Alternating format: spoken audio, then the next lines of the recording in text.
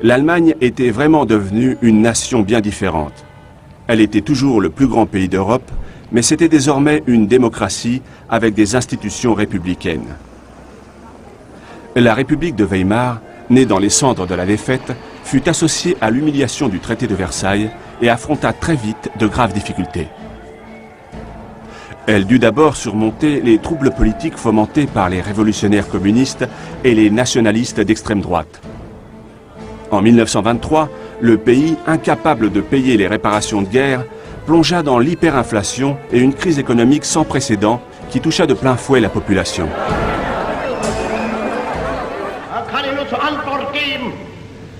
La misère et la rancœur fournirent un terrain fertile à une nouvelle génération d'hommes politiques, parmi lesquels Adolf Hitler. Hitler était d'origine autrichienne. Engagé volontaire dans la Première Guerre mondiale, il combattit vaillamment et fut décoré de la Croix de fer. De retour en Allemagne, il s'installa à Munich. Ses talents de propagande et son charisme lui permirent de prendre rapidement le contrôle d'un groupuscule d'extrême droite qu'il fit grandir et transforme en Parti national-socialiste, le Parti nazi. En novembre 1923, Hitler et ses hommes de main tentèrent un coup d'État qui échoua, le putsch de Munich. Hitler fut condamné à 9 mois de prison. C'est là qu'il écrit Mein Kampf, mon combat, son manifeste politique antisémite où il expose son idéologie et son programme. Il accuse les Juifs d'être responsables de tous les maux de l'Allemagne, appelle à reconstruire la puissance du pays et à regagner l'espace vital par la conquête de nouveaux territoires à l'Est. Après sa libération, il s'attela à organiser les nazis sous la forme d'un parti politique discipliné. Son objectif désormais est de conquérir le pouvoir en utilisant le système démocratique. Mais pendant les 5 années qui suivirent, l'Allemagne de Weimar prospéra. Le soutien aux partis extrémistes, de droite comme de gauche, s'affaiblit. Puis, brusquement, l'occasion se présenta pour Hitler.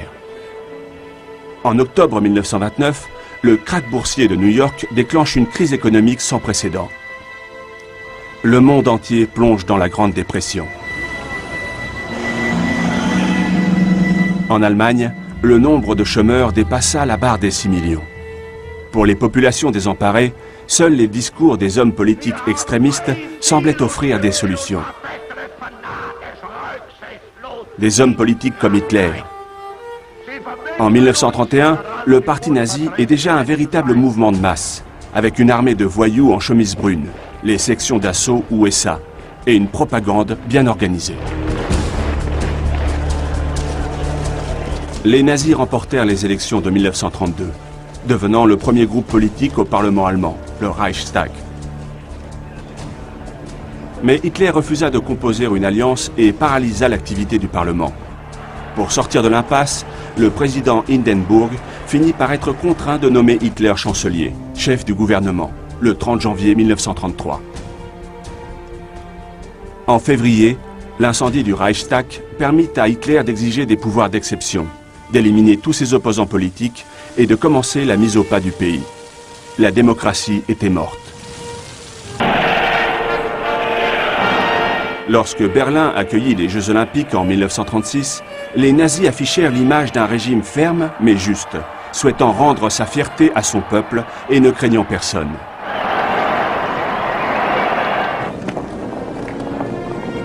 Il y avait pourtant déjà des signes annonciateurs.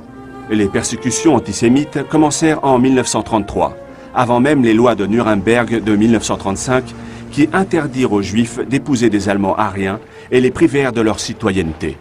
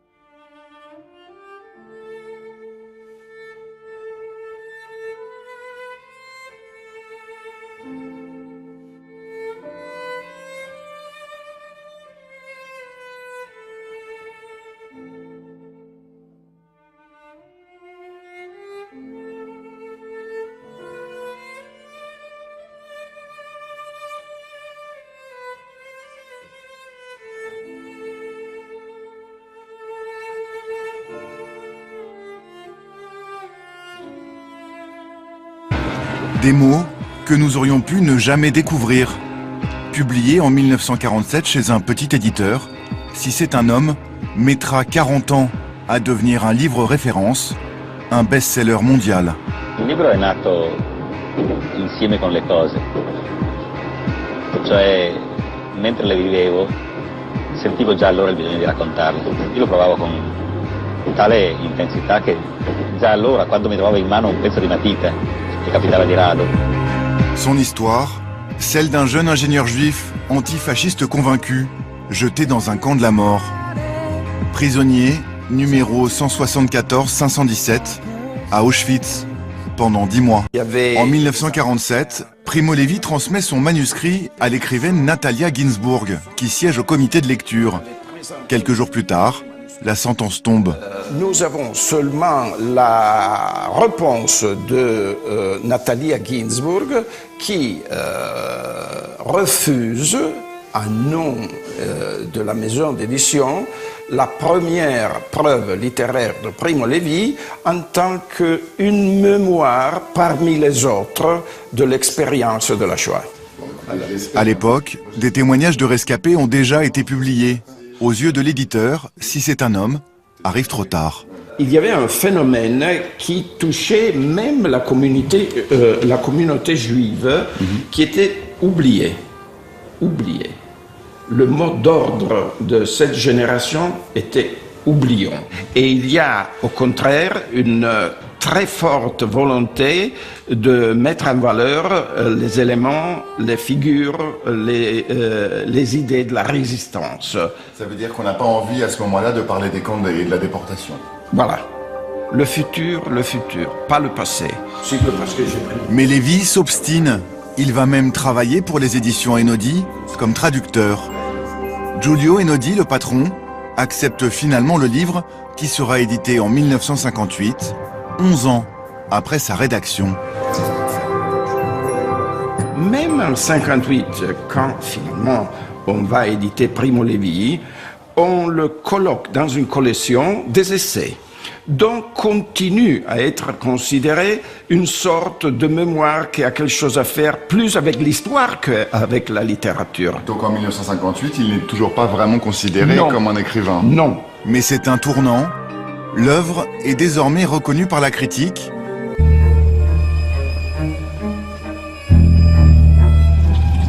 Voilà, alors ici nous avons toutes les œuvres de Primo Levi, naturellement en italien, toutes les éditions qui sont sorties petit à petit. Il a été traduit dans le monde entier. Mais il a été traduit en 47-48 langues. Chaque jour, il y en a une nouvelle. C'est difficile à suivre. Et ici, nous avons la première édition de Si c'est un homme. Ça, c'est un exemplaire très rare. Oui, c'est un exemplaire assez rare parce que ça, c'est la première édition qui est sortie en 1947. 2500 copies, dont la moitié seulement seront vendues. Un démarrage timide, quasi confidentiel, mais pour le rescapé d'Auschwitz, ce n'est qu'une première étape, et elle est vitale. C'était une urgence pour lui absolue. C'était une urgence absolue. Il racontait, c'est-à-dire que beaucoup de choses qu'il a écrites dans ce livre, il les avait déjà racontées à ses amis, à n'importe qui. Il avait une urgence de parler et de raconter ce qui s'était passé. Et donc, pour lui, c'était essentiel de pouvoir arriver à publier ce témoignage.